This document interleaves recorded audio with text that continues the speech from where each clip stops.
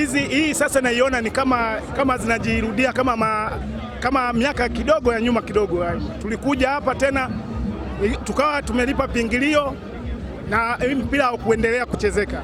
Sasa mimi nashindwa kuelewa kwamba ina maana kati ya hizi timu kwamba ni kubwa kuliko TFF au ni kwa sababu gani?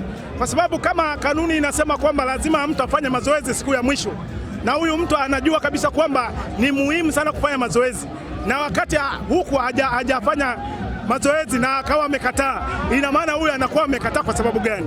Mimi nadhani kwamba hii inatakiwa TFF waangalie kwamba ni kwa sababu gani kwamba hawawezi kufanya mazoezi, ni kwa nini wakataze watu?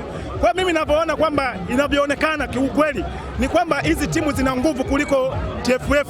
TFF ana haki ya kufanya, atoe sheria kali katika hili. Kwa kweli kama sisi washabiki kwa kweli tumeumia vibaya mno, kwa sababu kama kweli mechi itakuwa haiwezi kuchezeka kwa sababu ya kanuni zinazoelewa. Kwani sheria inafanya kazi gani?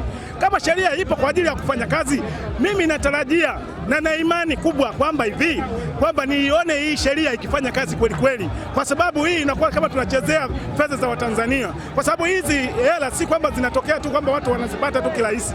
Ni watu wanaamua kulisti, wanaacha kuwanunulia watoto wao, wanajimbana kwa ajili ya kuja kuishangilia. Na kama hatuwezi kutokea uwanjani, nadhani haitakuwa kitu kizuri.